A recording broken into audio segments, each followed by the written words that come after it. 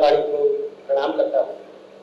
बारिश हो गई जिसके कारणवश आप सब लोग संख्या में थोड़े से कम हैं, परंतु इससे फर्क नहीं पड़ता है क्योंकि आप सुनने वाले अगर 5 हैं तो 500 की भीड़ पर भारी है। क्या बात है, थोड़ा और लाउड करो। हेलो, ठीक है। बारिश का अपना अलग होता है। जब ये जवानी में पड़ती है तो हम लोग कहते हैं मौसम रोमांटिक हो रहा है, और जब बुढ़ापे में व्यक्ति चला जाता है तो कहते हैं कैसी किचकिची कर रखी। तो समय के साथ जो है वो बारिश अपना प्रभाव छोड़ देती है। मैं 4 पंक्तियां सुनाता हूं, उसके बाद आप ये आशीर्वाद देंगे कि मुझे कितनी देर पढ़ना चाहिए। हाँ भाई, स्वागत। मन का सुना पल नैनों में छुप जाए ये भी संभव है। इन दिनों जो है कोई युद्ध का भी आरंभ हुआ और उसके पश्चात प्रेम से भी समर्पण किया गया। तो मैं प्रेम से समर्पण वाला कवि हूँ, और युद्ध में कैसे बिगुल बजाए जाते हैं ये दादा सुनाएंगे। बहुत बढ़िया।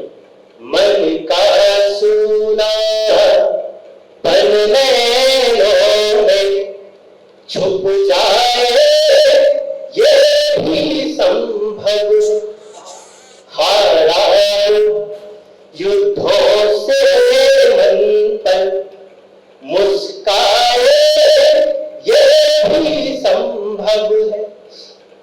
दो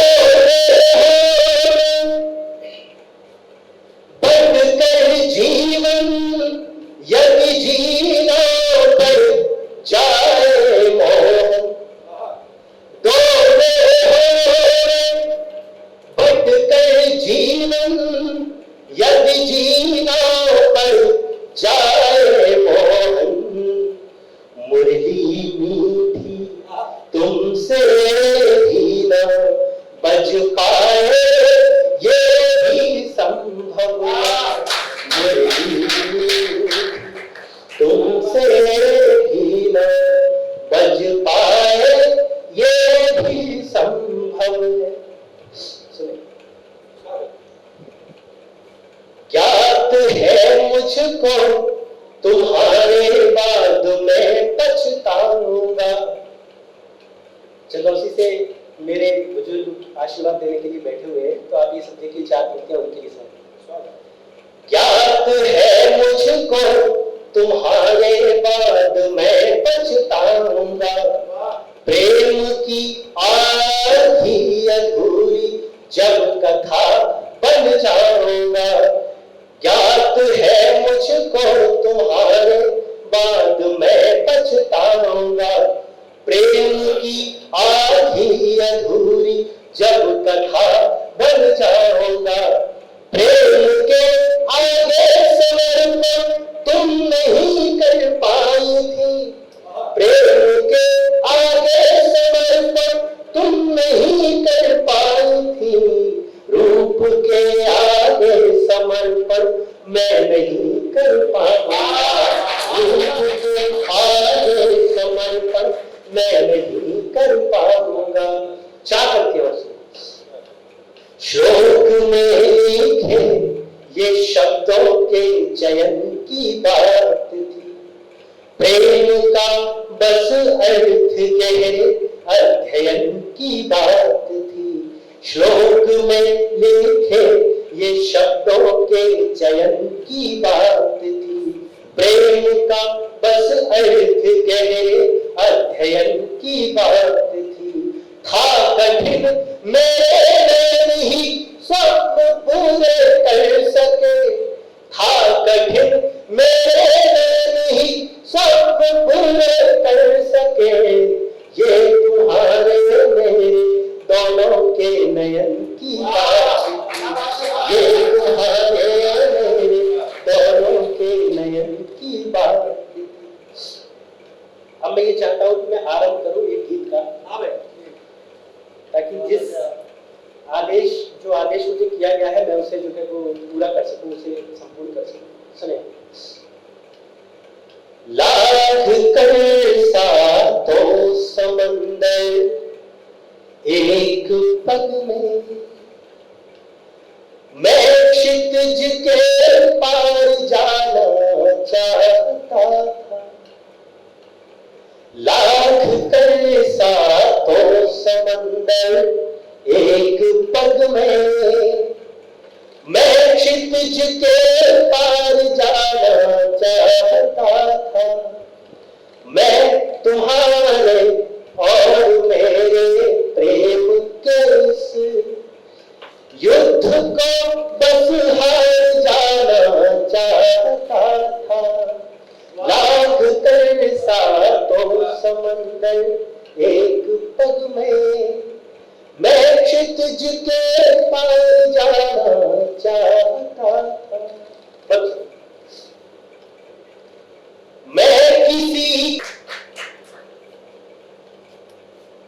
थोड़ा लाउड कर दो, बाकी मैं सुना। सभी को प्रणाम करता हूँ, माँ वीणा पाड़ी को प्रणाम करता हूँ।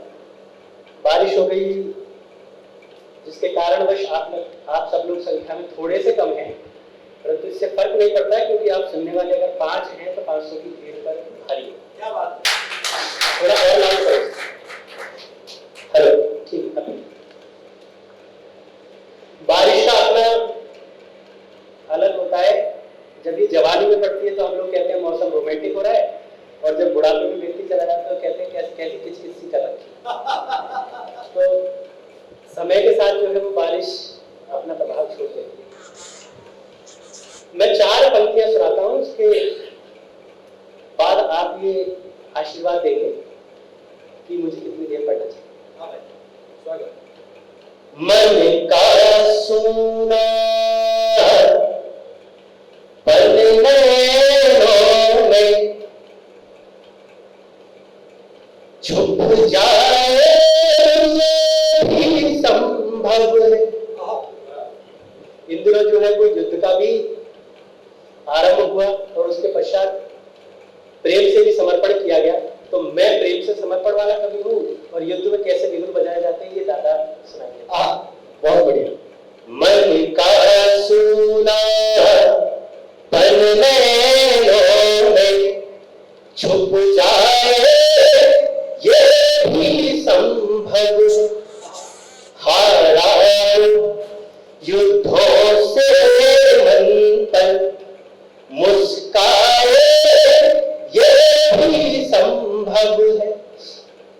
दो बढ़कर जीवन यदि जीना पर जाए मोहन। दो बढ़कर जीवन यदि जीना पर जाए मोहन। मुरली मीठी तुमसे भी न बज पाए ये भी संभव। मुरली तुमसे भी न बज पाए ये भी संभव है। सुनिए, ज्ञात है मुझको तुम्हारे बाद मैं पछताऊंगा। चंदौसी से मेरे बुजुर्ग आशीर्वाद देने के लिए बैठे हुए हैं, तो आप ये समझे कि 4 पंक्तियां उनके लिए सुनिए। ज्ञात है मुझको तुम्हारे बाद मैं पछताऊंगा। प्रेम की आधी अधूरी जब कथा बन जाऊंगा। ज्ञात है मुझको तुम्हारे बाद मैं पछताऊंगा। प्रेम की आधी अधूरी जब कथा बन जाऊंगा। प्रेम के आगे समर्पण तुम नहीं कर पाई थी।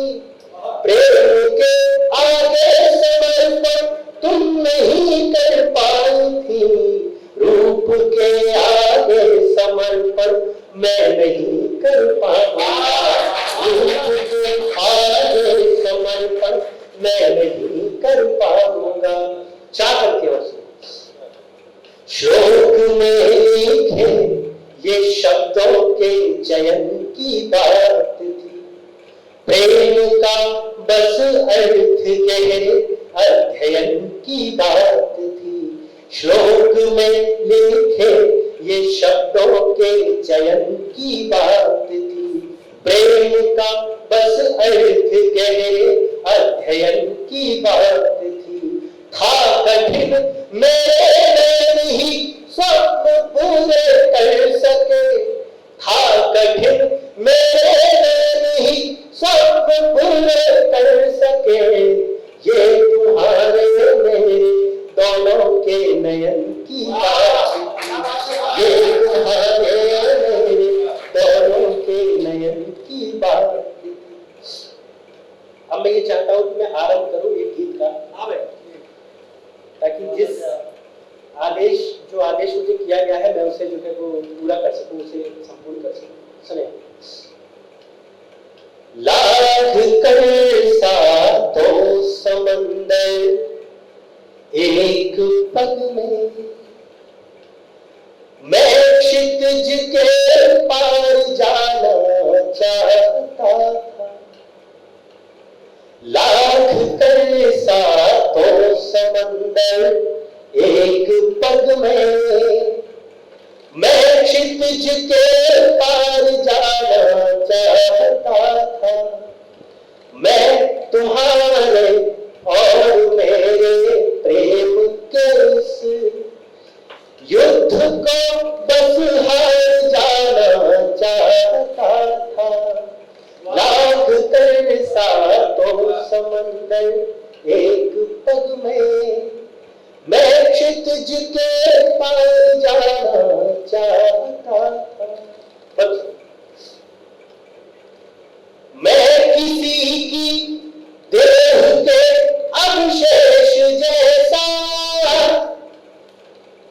जो किसी के बाण से आहत हुआ हो।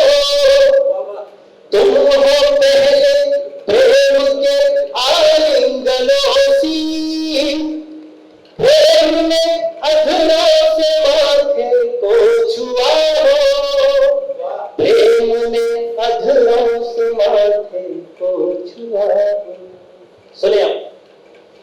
अंजुरी में प्रेम के, अंजुरी में प्रेम के अनुभव समेटे, छोड़कर संसार जाना चाहता था। मैं तुम्हारे और मेरे प्रेम के इस युद्ध में बस हार जाना चाहता था। लाख कर सा तो समंदर एक पग में, मैं क्षितिज के पार जाना चाहता था। मैं हृदय रेखा में अंकित हो न पाया। कई बार होता है ना, जिसे आप प्रेम करें वो अगर हृदय की रेखा में नहीं है, आपके भाग्य में नहीं है, तो फिर उसके पश्चात आप कितनी भी शिद्दत से किसी को चाह लीजिए, सर आपको विवाह किसी और से करना पड़ेगा। सुनिए।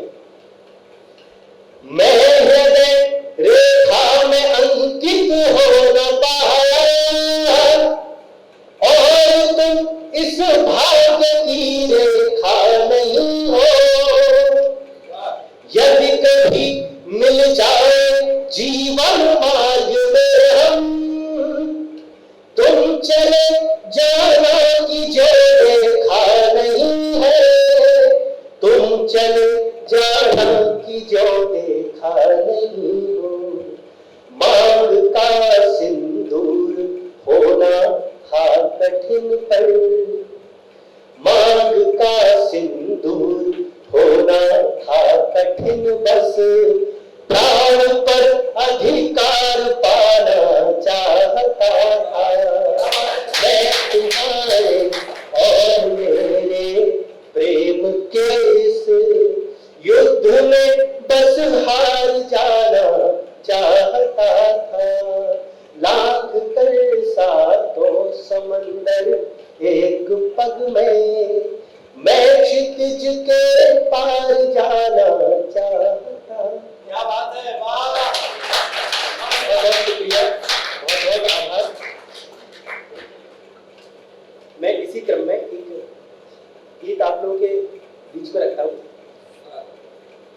पहले ये गीत की एक पंक्ति थी तो वो वायरल हुई, सब तुम्हारे नाम पर स्वीकार है। देह के अवशेष जैसा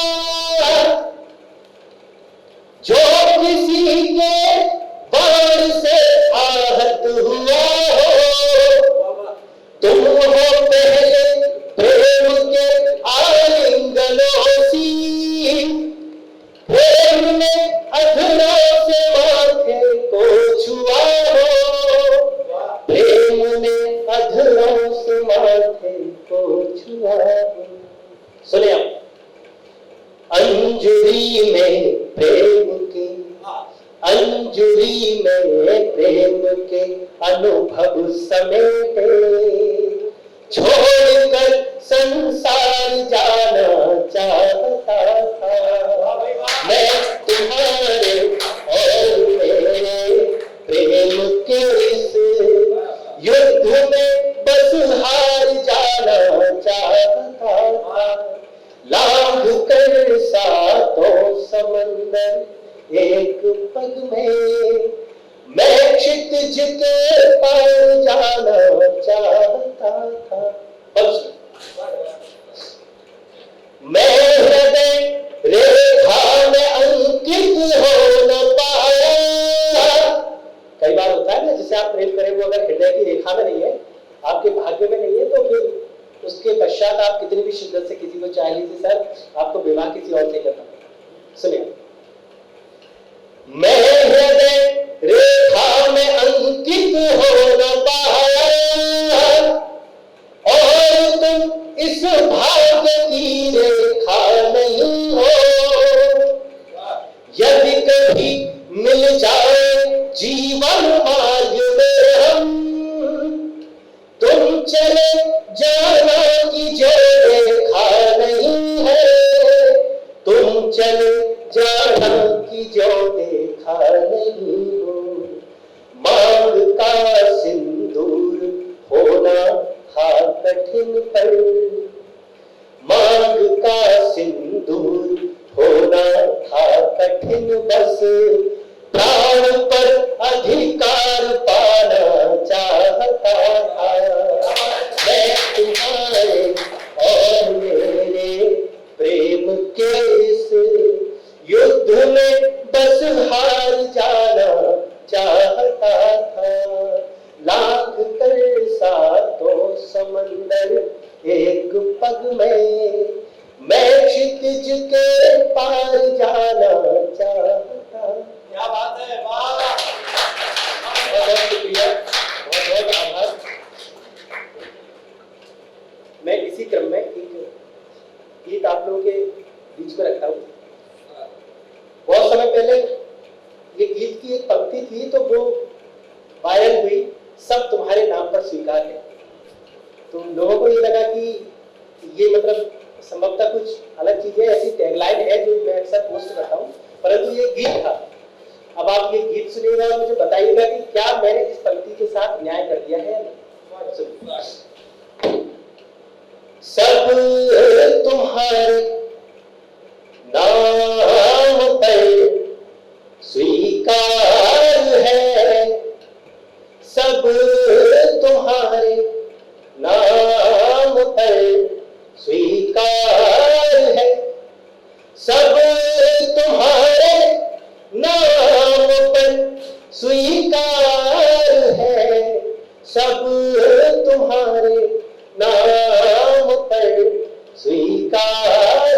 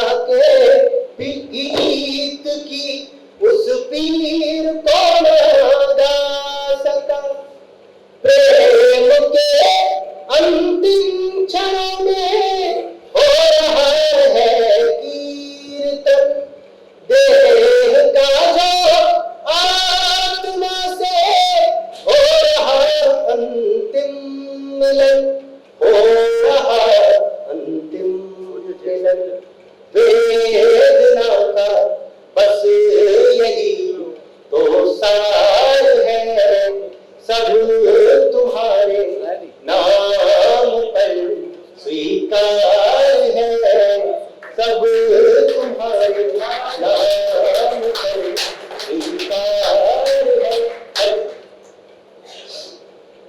तुम नहीं तो इस जहां में कुछ नहीं एहसास है, तन निरर्थक चल रहा है, मन तुम्हारे पास।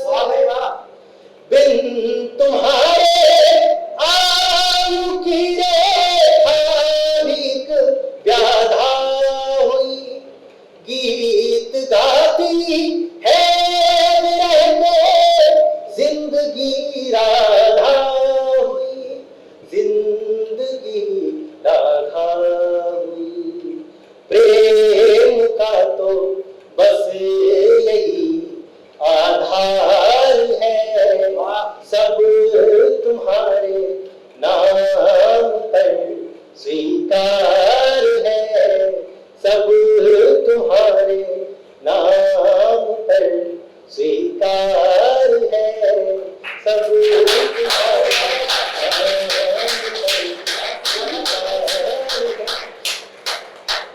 अब मैं थोड़ा सा टेस्ट बदलता हूँ। सुने, 4 पंक्तियां रखता हूँ। बना कर बांध नदिया की रवानी रोक देता, तेरी इन झील सी आंखों में पानी रोक देता। बना कर बांध नदिया की रवानी रोक देता हूँ, तेरी इन झील सी आंखों में पानी रोक देता हूँ।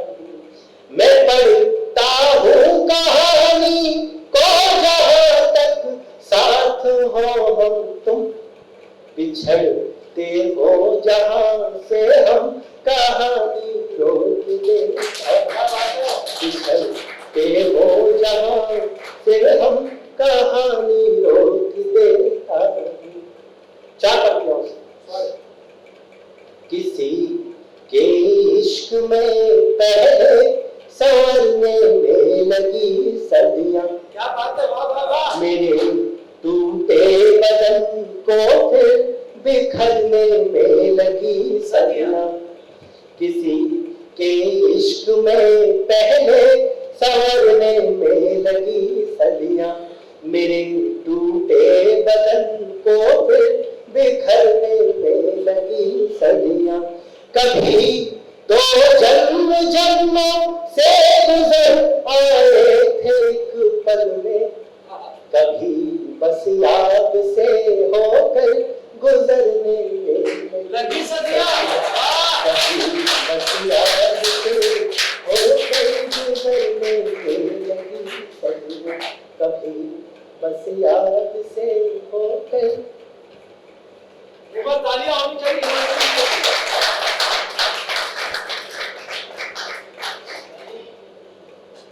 अब मैं जो गीत आप लोगों के मध्य रखना चाहता हूँ, वो लिखा भी सबसे पहले जब मैं हरिद्वार गया हुआ था सम्मेलन में, तो गंगा के तट पर लिखा गया और सुनाया भी सर्वप्रथम वही गया। तो मैं इस गीत में एक गंगा की गति पाता हूं, आप सुनिए।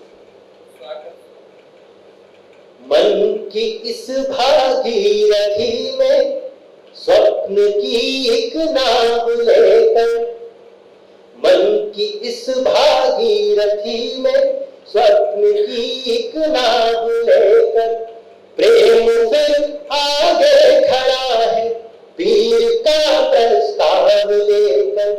प्रेम फिर आगे खड़ा है पीर का प्रस्ताव लेकर, मन की इस भागीरथी में स्वप्न की एक नाव लेकर।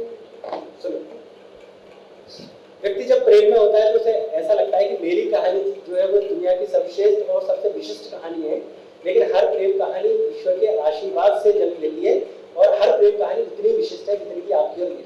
सुनो, एक तुम्हारी और मेरी ये कथा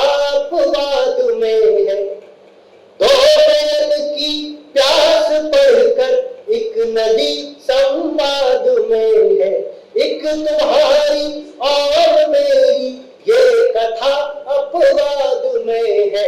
दो नयन की प्यास बढ़कर एक नदी संवाद में है। कुछ अधूरे स्वप्न खुद को जल प्रवाहित कर चुके हैं।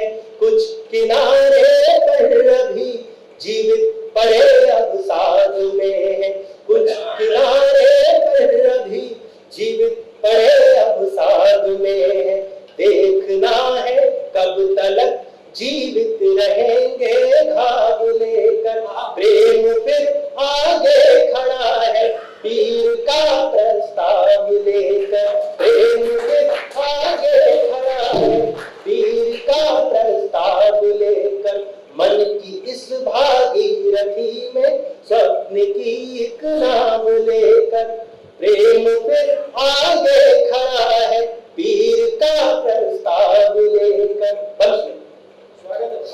प्रेम का दिन कर पराजित हो गया है चंद्रमा से। जैसे उपसंहार हारा हो किसी प्रस्तावना से। प्रेम का दिन कर पराजित हो गया है चंद्रमा से। जैसे उपसंहार हारा हो किसी प्रस्तावना से। प्रेम के आगे समर्पण कर चुका हो जब किए तन और कितना शेष है ऋण। प्रश्न है ये साधना से और कितना शेष है ऋण। प्रश्न है ये साधना से। जो स्वयं की ही कथा को सुन रहा है चाव लेकर। प्रेम फिर आगे खड़ा है पीर का प्रस्ताव लेकर। भागीरथी में स्वप्न की एक नाव लेकर। प्रेम फिर आगे खड़ा है पीर का प्रस्ताव लेकर। प्रेम फिर आगे खड़ा है पीर का प्रस्ताव लेकर।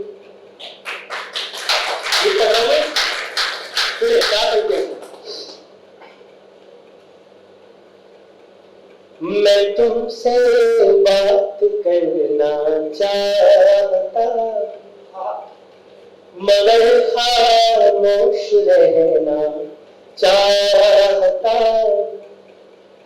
मैं तुमसे बात करना चाहता मगर खामोश रहना चाहता।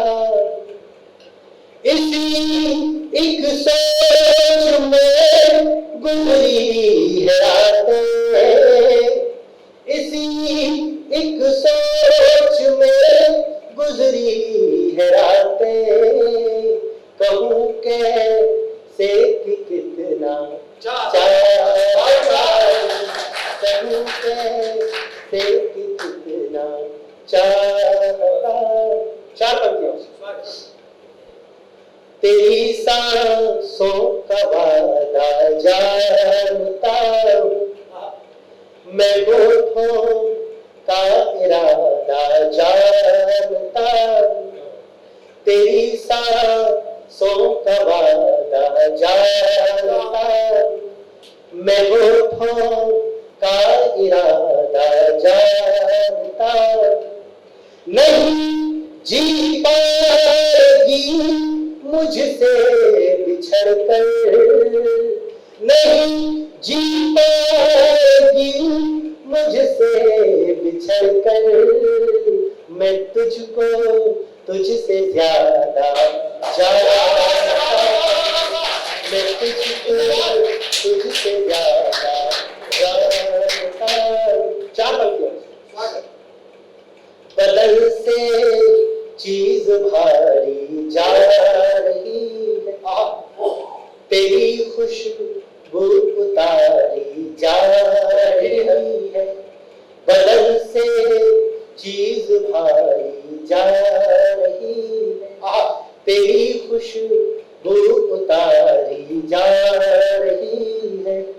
किसी के इश्क में डूबा हुआ मैं। किसी के इश्क में डूबा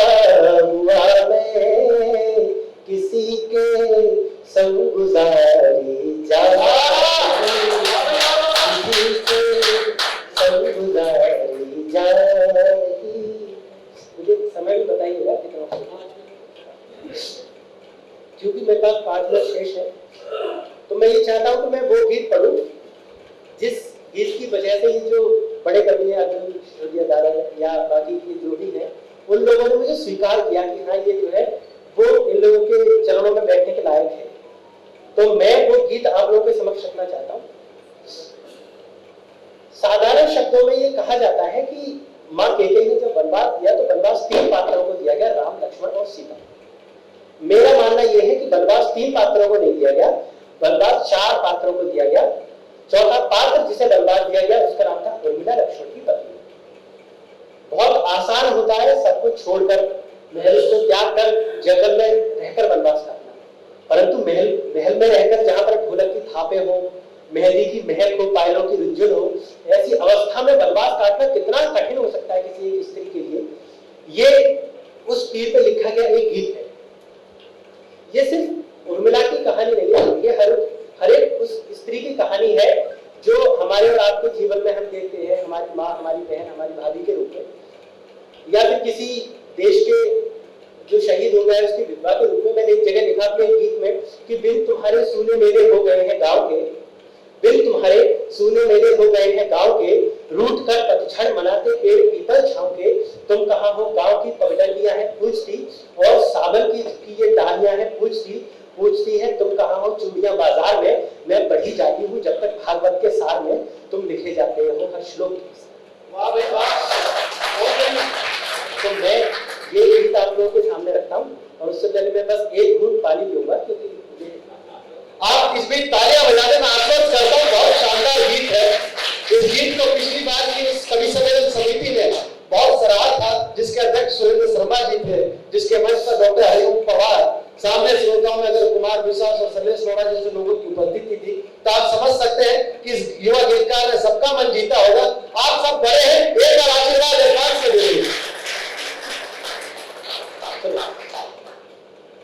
एक लक्ष्मण एक सीता, एक दीपक आस का, एक लक्ष्मण एक सीता, एक दीपक आस का, एक भोगी और भी है राम के बनवास का, एक भोगी और भी है राम के बनवास का, एक भोगी और भी है राम के बनवास। स्वागत। मौन रहकर छूटती है उर्मिला वचनों की दासी, प्रश्न जब भी पूछती है देह से लिपटी उदासी। जब ये तीनों बन जा रहे थे तो लक्ष्मण ने माँ उर्मिला से ये वचन लिया कि मैं तो वनवास जा रहा हूँ, परंतु मेरे जाने के पश्चात आप विलाप नहीं करेंगे। अगर आप विलाप करते हैं तो मतलब आप कमजोर हो गई, और यदि आप कमजोर हो गई तो इसका सीधा तात्पर्य ये है कि आप मेरे माँ बाप की सेवा नहीं करते। तो बच्चों में बनी हुई उर्मिला है, उसका स्त्री मन है, और ये बल है। सुनिए। मौन रहकर छूटती है उर्मिला वचनों की दासी, प्रश्न जब भी पूछती है देह से लिपटी उदासी, जी रही है उर्मिला ऐसे विरह की पीर लेकर, जैसे रत साधा हो अंजुरी पर नीर लेकर, अंजुरी पर नीर लेकर। फल मिला है उर्मिला को निर्जला उपवास का, एक भोगी और भी है राम के बनवास का, एक भोगी और भी है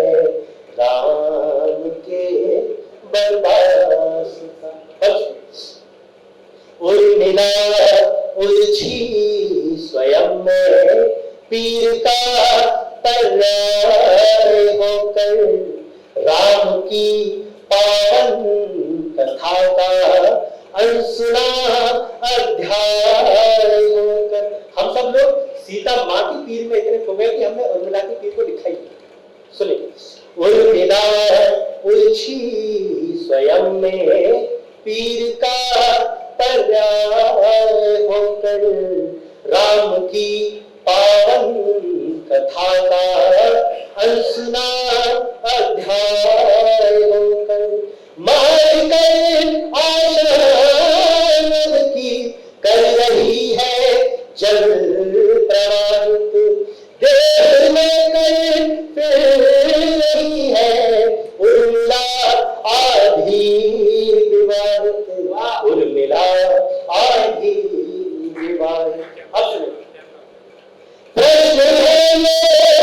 प्रश्न है ये देह में थोपे गए सन्यास, एक होगी और भी है राम के बनवास का, एक होगी और भी है राम के बनवास का, एक भोगी और भी है राम के बनवास।